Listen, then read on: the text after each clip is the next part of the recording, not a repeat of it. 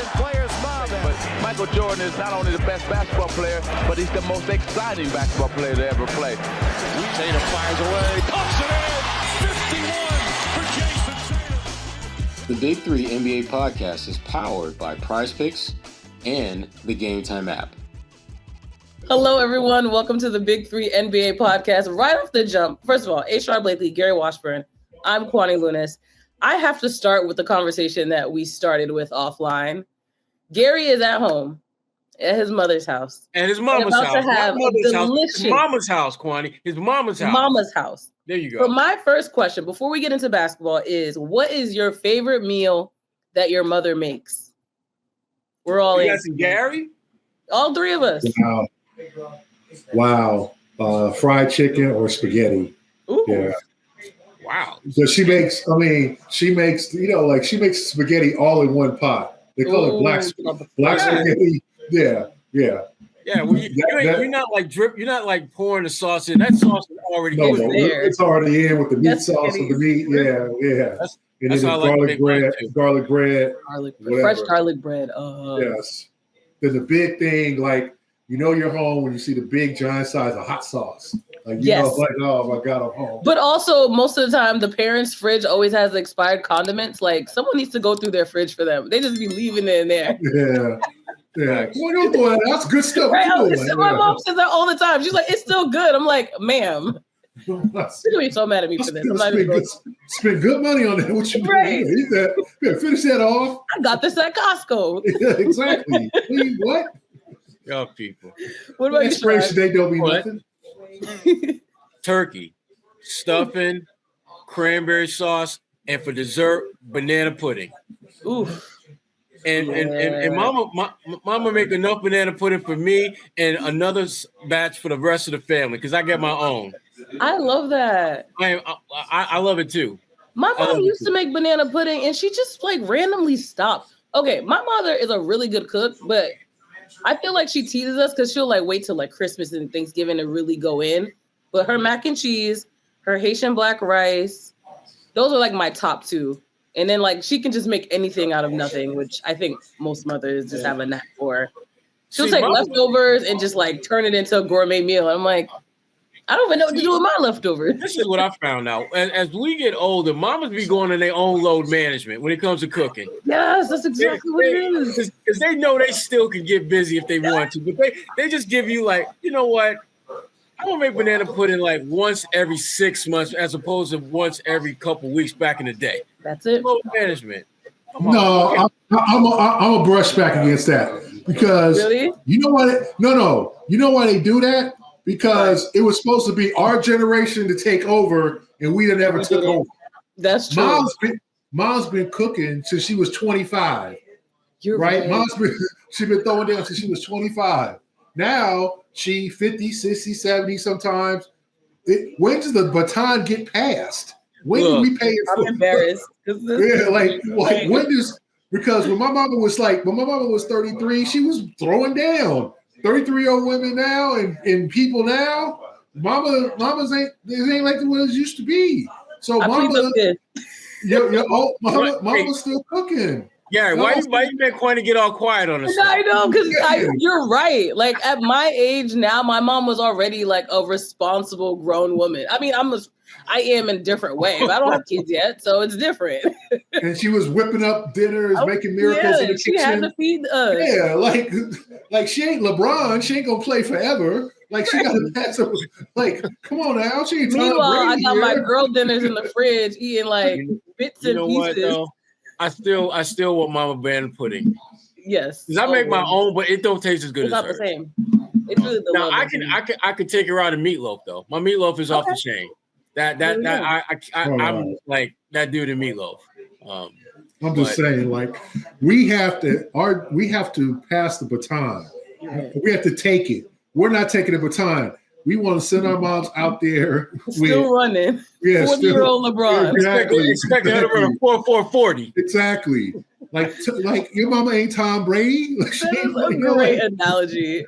I'm just saying, like we all expect our mamas to cook forever. Like the baton was passed from Big Mama to grandmother to our mother. now we done dropped the baton. That baton on the ground. Like, Mama, pick that baton up. See, Gary got me motivated. See, you know what? Tomorrow I'm going to make some salmon croquettes. You got me motivated, Gary. That is our duty, yes. Keep the recipes alive. Pick up the bouquet, the baton. I can get busy with some salmon croquettes. All right, take the baton, Sherrod. I'm going to take the baton. I'm going to run like a quarter lap. Baby steps. And then then you go like, I didn't know. Okay, Kwani, let's get started. Okay, that's basically me when I'm calling my mom, asking her what to buy at the grocery store. But okay, before we get into the Celtics, I know that's what most of you are here to listen about. Gary, you had an event earlier today. By the time people watch this or listen, it'll be yesterday. But where was it? Who was there? Just a little synopsis for the people. How did you get an invite? But that's another story. He's giving haters. Don't hate. Yeah, don't be a hater your whole life. Pass the baton on haterism. Anyway, I spoke at a class at Annandale School for Journalism at the University of Southern California, USC.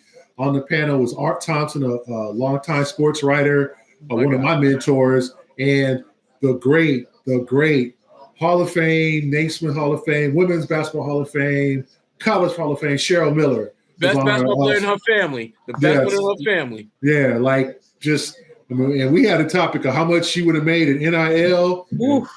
They wouldn't have made enough. They could have printed enough money to give her NIL money in the 1980s. But it was a wonderful panel led by Professor Mickey Turner, another former journalist who's now obviously a professor, and with graduate students from USC who are in the School of Journalism. So, I mean, amazing, very attentive, sharp class, great conversation. So, yeah, I very much enjoyed it. It was a pleasure, an honor to be on such an esteemed panel to do that. And, I mean, USC, I'm born and raised in Los Angeles. USC was my favorite school growing up. USC football was king. I used to take the bus, the city bus, what we call the RTD bus. Back then it was RTD, it was Rapid Transit District, but we called the RTD bus Rough, Tough, and Dangerous. I can't. So, yeah, that was the name of the bus. So we would take the RTD bus down Figueroa and go to the Coliseum and go watch the Trojans play when I was a kid. Just sometimes I went to games by myself or with some friends. Because tickets back then were cheap, so you would sit in the high, watch the great Marcus Allen, or watch the great Charles White, or watch all the greats from the 1980s in my generation play football at USC. So it was really a kind of a throwback to be back on campus at a school that I really admired growing up, even though I went to Cal. So it was great to be up at USC. And talk to the students. Thanks for sharing that. Okay, let's get into the Celtics. They demolished the Golden State Warriors 125-85. Tatum with 22 points, 9 rebounds, 7 assists in 29 minutes. Porzingis, 18 points, 7 rebounds in 22 minutes. And Brown, of course, 17 points, 4 rebounds in 29 minutes. What was your biggest takeaway from this win? A couple things jumped out at me. First of all, I was disappointed that Tatum and Jaylen Brown did not troll Steve Kerr more. Other than the fact that at the end of the game, where Tatum was talking to Steph and Jaylen was waiting to talk to him, and then Steve Kerr went by and they completely iced him out. Stone cold. Literally could not see him. That was nice. I enjoyed seeing that. I wish there was a little bit more of that during the game. Like, when they up by like 35 points, just look over at him. Yeah. I wish they had just for 5 seconds had a Jimmy Butler moment. Remember when Jimmy Butler went to the Timberwolves practice and took basically the end of the bench guys and was talking smack and went in at the same time? I wish they would have had just a little, give me 5 seconds of that. Where, they up by 37 and Tatum says something to Steve Kerr or Jaylen says something. That's what I wanted. That was the only thing that I would have liked to have seen from a takeaway standpoint that I didn't see, because that team is right now, they're physically unable to compete with a team like the Celtics. And even at full strength, they probably lose that game by 15 or 20 points anyway. So Not a whole lot to take away from that game other than the Celtics went in, handled their business, which is, again, that it's kind of par for the course when they hit the road. They seem to be at their best when they get away for a little bit and just kind of show that championship medal. So that was, I mean, for me, that was probably the only real takeaway I got from it. Yeah. What about you, Gary Washburn? Yeah, I mean, I felt like it was a good game, especially after that disastrous loss to the Atlanta Hawks, where they basically handed the Hawks the game. And to respond from that with a 40-point win was a good, encouraging sign. They, guys had to get that off their mind. Obviously, the game was a day and a half later, and they had a long flight, so they didn't have a lot of time to really reflect. They just had to get on with the get on, and it's the NBA. You're going to have clunkers. You're going to have blown leads. You're going to have times where you don't play as well. And the Celtics have experienced all of that in about the last month. But it was good because the Warriors have given them trouble. The Warriors beat them earlier this year. They beat them at Golden State last year. So the Warriors have given them trouble. As Jason said, hey, we hadn't won here since game one of the finals, which seems like 15 years ago, but it was like 2.5 years ago. So for the Celtics, for them to start off this road trip with such a positive, leading for the last 3.5 quarters, hitting threes, playing good defense, rebounding. I remember, the game started off with Golden State grabbing about 6 or 7 offensive rebounds, and it was like, okay, it's going to be one of those games where the Warriors just out-hustle the Celtics and stay close and maybe steal it at the end, because if you let Steph get close, if he's down, you down 6 points, Steph hit a couple of threes, all of a sudden you down 3 points. He's that lethal down the stretch, but they asserted themselves on the boards. They asserted themselves defensively. They put a crunch on Curry, double teaming. Jaylen was out there getting them. Pritchard, they were making him work, and he just didn't have it. Nobody really had it in their team. So it was a good way to start what is a very important road trip. Mm-hmm. Let's talk about Jaylen Brown really quickly. He went a couple of days without really talking to the media, but he's also now been talking a lot about sacrifice and his role and how it's changed since Porzingis' return. But overall, what do you two make of Jaylen, where he's at in the season right now, when a lot of the things for us, at least on the outside, look the same, but obviously there's also growth being had? You got Gary. Well, Jaylen, I just think is going through some adjustments. Everybody points to the Toronto game where he just didn't seem like he was quite there, locked in mentally. And I think a lot of guys were on right behind him in terms of not being locked in mentally for that game. That was a really terrible performance by the Celtics. But for him to come out, I think he's just trying to get himself, get himself back together in terms of like, okay, this is my role. This is what they need me to do. And this is how we're going to win. And I just think we all have to understand that this year's team is not last year's team. It is hard to repeat. It is hard. I was listening to even like baseball on this morning on LA Talk Radio, and they were talking about the Dodgers repeating, and they were talking about how hard it is to repeat, how hard it is to have that comeback season and do everything you did before. Even though you did it once, doesn't mean you can necessarily do it again. And I think we're finding out that this Celtics team is going to have its ups and downs. They're still the third best team in the NBA, third best record. So all is not lost. They can still win a championship, but it's not going to be easy. And I think it's not going to be easy for Jason. It's not going to be easy for Jaylen. And I think Jaylen's just, remember, he's a month removed from having his house broken into. He's got to worry about his family, especially when he's on the road. I mean, he's got to worry about, and I'm sure his family's safe and secure. I'm sure he's taking all care of all the business he needs to take care of, but that's still a very unsettling feeling, knowing that somebody tried to literally break into your home and your personal domain.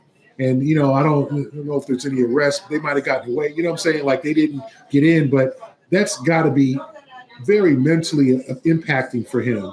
So I think we got to give him grace in terms of like what he's going through, because that's a terrible experience to go through.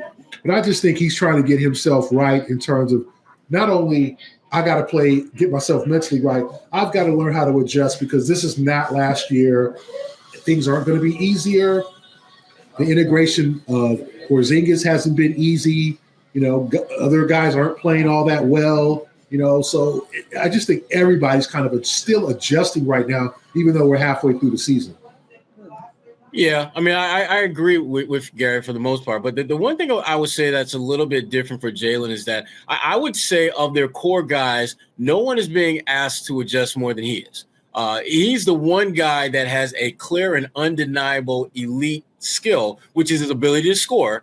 And that's the one thing that they don't necessarily need him to be elite all the time in. They need him to become an elite defender. They need him to become a guy who can defend multiple positions and give them that presence, that physicality. And I think the way that the NBA is calling, the way referees are calling the game now, that memo that basically says you can be a little bit more physical, it's going to allow Jaylen Brown to be a much more impactful player without having to score more points, because now he can rough guys up a little bit more than he used to and not worry as much about getting in foul trouble and things like that. I don't think it's a coincidence that his scoring has taken a little bit of a dip of sorts, even though his physicality from a defensive standpoint has picked up and has ratcheted up. And I think he's trying to find a happy medium. Jaylen is a guy that can go out there and average 25, 27, 28 points a game if he wanted to. But I think the best version of Jaylen is probably going to be closer to 20, playing really good defense, causing problems at that end of the floor, and using that good defense to generate easy buckets on offense. Jaylen is he's one of the few guys that has the ability to not only get into the passing lane and cause deflections and pick guys' pockets, but he can then take the ball and go inline to inline and score and finish and draw contact if it comes to that. They don't have a lot of guys who can do that. And so him putting himself in position to do those things, I think, was going to make him and the Celtics better. But there's a part of him, and I totally understand this, where he's thinking like, but damn, I can go out and get 25 points and not have to defend like this. Why am I the one that's being tasked with being this elite defender? And the reason is very simple, because Jaylen is probably the most athletic player on the team. He's probably the one guy who's physically built well enough to withstand playing at an elite level at both ends of the floor. When you look at the way he's put together physically, you can't tell me there aren't like little smidges of Kawhi Leonard when you see him from a physical standpoint. Both about the same height, similar build. Kawhi is just, with the claws and the hand and all that other stuff. But Jaylen is a very, very good player, and he's trying to figure out how to be a great teammate. And that's an easier thing to talk about than do. But I give him credit, though. I mean, you feel as though the effort is there. It's just hasn't quite looked as well as he would want it to look, or the Celtics would want it to look. But it's not about him wanting to do it. It's just a matter of just getting the reps in and making it happen over and over and over again. Well, his stepbrother, Kristaps Porzingis, let's talk about him. So right now, at this point in the season, his average is 18.7 points, 7.1 rebounds, and 38% on threes. And at this point, he will definitely likely play fewer games in the regular season than he did last season. Boston's barely above 500 with him in the lineup. So all of that to be said, what do you think his impact will be as the Celtics move on to the rest of the season? I think he'll just keep getting better. I think they will start to get a better rhythm, because with him playing this year, I think he's played in like 19 games, and they're like 11-8 when he's played, which is not great. And yet you look at his production, it's pretty much the same as it was a year ago. And I think what's happening is when Porzingis was on the floor, guys played better last year. They're not playing as good this year. You just kind of go down the line. Damn near every player that's a regular guy on the floor with him is having a down year relative to last season. And so if the guys that are playing aren't playing quite as well, and he's doing pretty much the same as he was doing last year, you're probably going to lose more games because you're not getting that same bounce from that unit. So I think he's going to keep getting better. I think they're going to become better at figuring out how to utilize him, the right combinations. They've tweaked the rotation a little bit, and we can talk a bit later about that, that I think is going to help a number of players, including Porzingis. But the biggest thing with him is just keep your ass healthy. Don't get hurt. Because right now, as you pointed out, Kwani, he is more likely than not going to wind up playing fewer games than he did last year. And if he can keep it over 50 by the end of the season, that'll be similar to where he did back in 21-22, which was the last time he, really wasn't quite as healthy as he or his teammates would want. But bottom line is he's a difference maker. And he's one of those guys that if you're going to win a championship, his play is going to have a lot to do with that. And so it's just a matter of him just, again, getting more reps, guys becoming more comfortable with him, and guys around him playing better. Because, I mean, Porzingis is doing what he does, and I don't think his numbers are going to deviate that much. But the guys around him, they have plenty of room to grow and get better and play closer to the level they were at a year ago. Well, I think he has played well. I think he's getting into form. You could just see the comfortability. You can see the better three-point shooting. You can see him just kind of being more assertive offensively. But yeah, it's surprising, Sherrod, like 11-8 in the 19 games that he's played. You would think a better record than that. And he's been, there for some of the tough losses, Sacramento, Toronto. He didn't play against Atlanta, but you would hope that they will adjust and he will adjust to where by April they're playing their top ball with him in the lineup, as opposed to, well, maybe they should move him to the bench, or maybe they should start Al, or maybe they should go a little smaller at times. I think he brings so much to a ball club with his ability to stretch the floor, his ability to post up, that he can just really be effective down the stretch. And like you said, Sherrod, you also want to put him on bubble wrap. You also want to make sure that he is healthy by April. That's the only thing. Just get him to the finish line, because as we saw, he was hurt during most of the playoffs. He was effective in the short time he played during the NBA Finals. But you want him a completely healthy player, because, I think we all will agree this playoff run is going to be a little bit more difficult than last year's playoff run, starting with a potential first-round series with either Indiana, maybe a Milwaukee. Milwaukee's kind of sneaking up there. They're the fourth seed now. Miami could be their first-round opponent. Detroit, Sherrod's Pistons could be sneaking to that sixth seed if the Celtics finish third or second. No. Or second, or if they finish second in the East.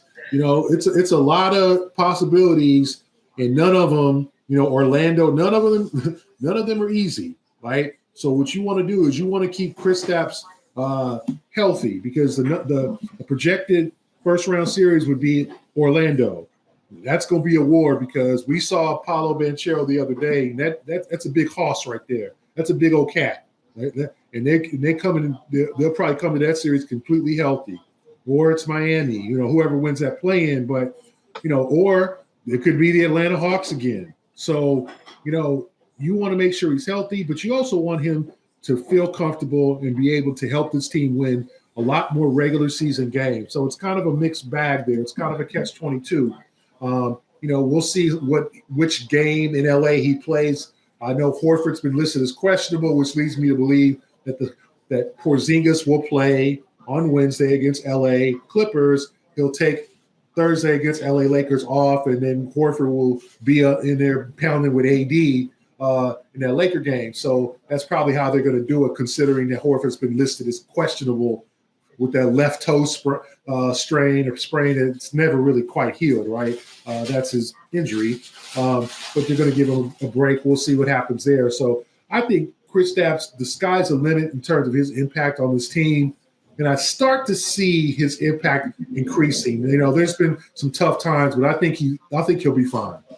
Yeah, I agree. Before we go any further, I want to give a shout out to our good friends at Prize Picks, which is the best place to get real money sports action with over 10 million members and billions of dollars in awarded winnings. Prize Picks has made daily sports accessible to all. You just pick more or less on at least two players for a shot to win up to 1,000 times your cash. Run your game all season long on Prize Picks, America's #1 daily fantasy sports app. And again, we're getting near the end of the pro football season, and the big game is almost here, and it's now or never. Don't miss out on the last football game of the season with Prize Picks. Again, the best place to win cash while watching the big game. Prize Picks is also giving away a free pick for the big game, where one of the starting quarterbacks will only need to throw 1 yard to win. If you're correct on at least one more stat projection, you can win real cash. So check out the promos tab to tell all our super sweat Millie winners big game lineups. That's a mouthful. If you tail a lineup that goes 3 for 3, you can win a split of $1 million in promo funds. So again, not only the big game, but also basketball season. We're starting to heat up a little bit, and PrizePicks is the best place, the place to get real money action while watching your favorite sports. PrizePicks offers lots of different weekly promotions, such as Taco Tuesday, where you can get a projection, select player projections up to 25% discount to provide even more value for your lineups. Just sign up today and get $50 instantly when you play $5. You don't even need to win to receive the $50 bonus. It's guaranteed. PrizePicks is the best way to win real money this basketball season. And this is what you got to do. Download the app today. Use the code CLNS to get $50 instantly after you play your first $5 lineup. That's code CLNS to get $50 instantly after you play your first $5 lineup. PrizePicks, run your game. Back to you, Kwani. We briefly talked about Jaylen Brown and the way that his role has changed this season, but just in overall, the rotation changes, using Tatum and Brown differently. What do you two like about it? What don't you like about it? What are you meh about? What you got, Gary? Talk about your cowboy. Oh, my God. Well, I just think NBA players are creatures of habit. And so to keep changing their rotations and, it used to be that Tatum played the whole first quarter and third quarter. Now they're pulling him at the 6-minute mark, putting him back in at the 3-minute mark. And then when he goes back in at the 3-minute mark, he's going in for Jaylen, who plays like the first 9 minutes. And then they're playing, so Jason will finish the first quarter, then Jaylen will start the set. I just think they've got to learn how to play together, and they've got to learn, which they have, but they've got to play better together and more. They need more reps together.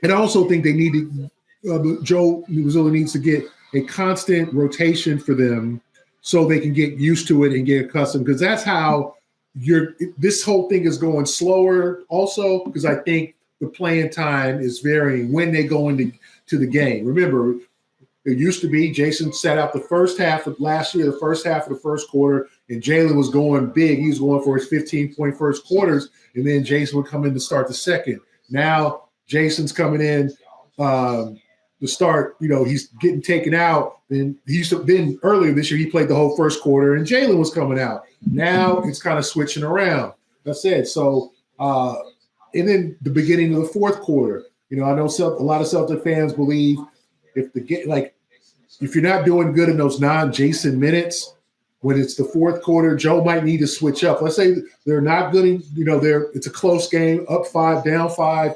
At the beginning, like Toronto, I felt like that was a game that nobody was playing well besides maybe Jason, maybe Chris Stapps. Pritchard had a good game. They really needed to make a push to begin the fourth quarter, and instead, Mazzulla keeps Jason on the bench, and then by the time he comes into the game, it's about over. I think they were down 14 because they just didn't have any energy that day. So maybe sometimes Joe might need to switch up, like, okay, Jason, we need this game. We're down 4. We don't want to lose touch with this game. You're playing Cleveland. You're playing New York. We need you to play the full fourth, especially if you have a day off or 2 days off the next day. So we'll see how that goes. But I think you got to mix in them together. And I think you got to make a decision on a steady playing time, especially in the first 3 quarters, so they get comfortable. You're muted, Sherrod. We need to hear your hot takes. Here we go. Here's the thing. I think that part of what Joe is just really challenged by is figuring out what he needs to do differently. I think Joe realizes that the blueprint that they had last year is not going to work this year. He's got to do something different. And he's really searching and trying to figure out how does that work, particularly when it comes to Jason and Jaylen. The one thing that it's just been kind of a head scratcher to me for years is why those two aren't put in position where they're forced to play off each other. Why do we never see a Tatum Brown pick and roll? Why? It's particularly when Tatum is playing up a position where he's got a big on him, or he's got a kind of a slow moving power forward, why would you not put him and Jaylen in some type of pick and roll action where that big is either going to be ISO'd with Tatum or he's going to be ISO'd with Jaylen? Little things like that I wish that Joe would just sprinkle into the mix from time to time that we're just not seeing. But again, they are still in this kind of self-discovery phase where they're trying to figure out who they are, because they know that for them to become the first repeat champion in almost a decade, they can't possibly do it the way they did it last year. The teams around them are better. They have had more issues, different types of issues than they had a year ago. And all that combines that to force them to have to, frankly, recalibrate how they're going to play. And I don't think that they figured out the best way to do that. And I think Jaylen and Jason are part of that process of figuring out what's going to work and what doesn't work. So I think it's still going to be a work in progress, and we may not see it till April. They may not click until the playoffs, which would not be a surprise to me, because the one thing that they do have going for them that is never going to change is that as they get closer towards the postseason and into the postseason, they are one of the few teams that knows what it takes to be the last team standing. And I think that experience is going to help them once they get to the postseason. But between now and then, they've got to make the necessary moves and changes and adjustments to best position themselves so that the path won't be littered with one major obstacle after another. And to me, anything less than a number 2 seed, you're just opening yourself up to a much bigger dogfight than you need. And even as a number 2 seed, you're going to have to probably want to play in New York in the second round. And that ain't going to be no picnic. But you'd much rather have a situation where you've got home court advantage in that type of situation than not. So before we go any further, I want to give one more shout out to another one of our good friends, Game Time. They've got you covered when it comes to great ticket prices on all types of sporting events, as well as concerts. When I'm thinking about going to a football game, which I am doing a lot of that thinking these days, that's the place that I go. I've been on the last few days looking at that Philadelphia NFC Championship game against Washington, and those tickets are pretty damn expensive. I can get into that game right now as I'm looking at Prize Picks right now. Get it for about $500, which I'm telling you right now, for a conference championship game, that's pretty damn good price. Most of those games usually run you closer to $700, $800, $900. You can get in for about $500 on Prize Picks. Now, I am going to hold out a little bit longer and hope that price goes down a little bit more to where I can get it a little bit cheaper than that. But Prize Picks is definitely the place to go for that type of stuff. And in addition to obviously the actual price, one of the other really cool things about Game Time is that the all-in pricing that shows you the total price before you get to the checkout, and you get a panoramic view of the seats before you get to checkout, which is really huge so that you can know what your sidelines look like before you have to cut the check and pay for it. So if you want in on this, all you have to do is download the Game Time app, create an account, and use code CLNS for $20 off your first purchase. Terms apply. Again, just download the app, create an account, and use the code CLNS for $20 off. Terms apply. What time is it? Game time. All right. Speaking of game time, the next few opponents that the Celtics have, of course, they're in LA. They're playing both teams Wednesday and Thursday. And then they'll be in Dallas to close out that trip for the meantime. Then I'll be back home playing the Rockets. But what do you see as a great trip, other than the fact that, of course, winning is the primary goal? You take this one, Gary. Other than getting your mama cooking, what do you see as being a great trip? That is the primary goal. Well, I see. Shout out to Gary's mama. Shout out to my mom. Shout out to my mom. I see minimum 3-1. You want to, okay, so you're facing a Clipper team who's going to be full strength, but they just came off a really bad home loss to Chicago. The Clippers are solid ball club. And remember, the Celtics blew them off the floor the last time. So I'm sure Ty Lue's going to have those boys ready to ball. That's going to be a tough game. But you want to get one of the two, at least in LA. The Lakers aren't playing well either. So these are two teams that are not playing at the top of their games. You could try to take advantage. And then you're facing Dallas without Luka. You're going to probably have Kyrie there, but you have no Luka Doncic. You've got to win that game too. So if they finish 2-2, that'd be a big disappointment to me. I think 3-1 minimum. You got to get 2 out of the next 3, get home with some momentum, and then you come back and you face the Houston Rockets, who you blew out a couple weeks ago in Houston, and they're going to have a chip on their shoulder, and obviously Ime is going to be back in town. So I think they should be motivated to play, obviously, the Clippers, the new Intuit Dome. It should be fun, a great environment. I think they'll be motivated by that. And then TNT game with the Lakers, obviously the Lakers-Celtic rivalry. We'll see what happens there. I think you'd like to go 4-0. A good team would probably go 4-0 when you're facing teams that you should beat. But 3-1, I think, would be the minimum you want to finish on a trip. 2-2, especially since you took the first game, would be considered a major disappointment. Yeah, I mean, I look at this trip, and to me, if you're going to start building your case for being a great team that's building toward greatness, you sweep this series. You win all 3 of these games because you are the better team in all 3 of these games. There's no ifs, ands, or buts about that. And yeah, the Clippers, they're physically speaking, closer to full strength than usual, but you're still a better team than them. And you should find a way to win that game. It'll be closer to certainly than the previous one, but you still should walk away with that W. And the Lakers, they're just the Lakers. They are a team that, again, they're play-in worthy, and that's pretty much it. You should have your way with them. And to Gary's point, you need to look at the Dallas game the way you looked at the Golden State game, and that is this is a team that at full strength might be somewhat mildly competitive, but you're still better than them. Now that they're not at full strength, you need to wipe them off the face of the map. You need to absolutely smack them down and just be unapologetically grimy about it, And I think the Celtics, I expect them to sweep all 3 games left. I really do, because I think, are getting to that point where it's like you need to start making those moves to show that you are a champion.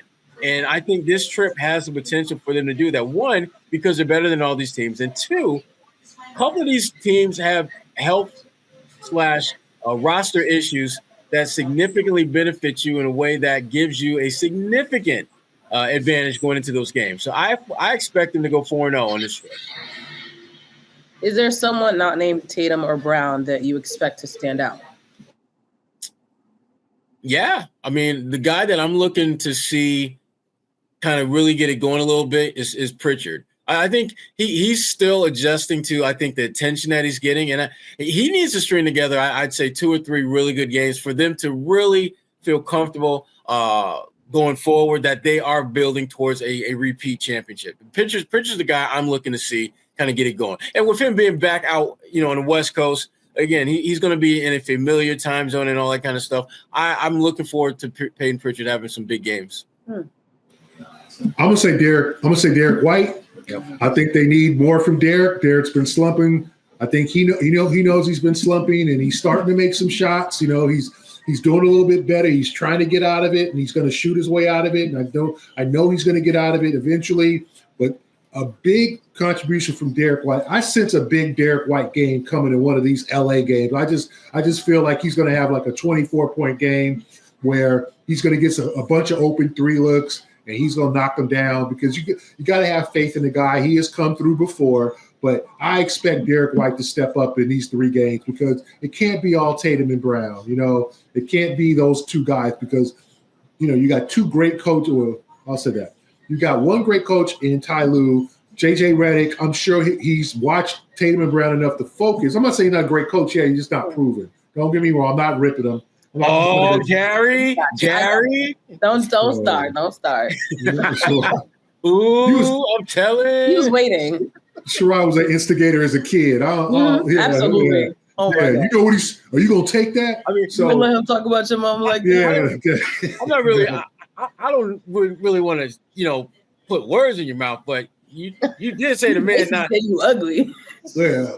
Like what? Anyway. Oh boy. Yep, okay. Here we go. So my whole thing is they're going to be game planning for Tatum and Brown. They're going to try to cut off the head of the snake. So I expect Derek White to step up and have one of these two games, whether it's Clippers or Lakers, to have a big game. And boy, if Porzingis starts playing better, and which he has, White steps up, and then we're starting to get better games from Drew Holiday. I know he had a rough one against Atlanta, but his shooting is starting to, get better. Then I see the Celtics kind of getting back to form, but I think it starts and ends at this point with Derek White, and I think that I sense a big game from him. Well, at this point, we can only wait and see. And we're also the only thing between Gary Washburn and a hot home-cooked meal from his mother. So, that being said, that's send me a plate, Gary. I guess we're on our way Yeah. in our teleport machines. This Hurry has up, been hurry up. I know, before the food's gone. Yeah, This exactly. is the Big 3 NBA podcast for Sherrod Blakely and Gary Washburn. I'm Kwani Lunis. Thank you for watching or listening. And we'll be back. And Cousin Jethro's on his way, so you better hurry up. Oh, Lord. Save me some collard greens. That's all I'm saying. Save me some collard greens.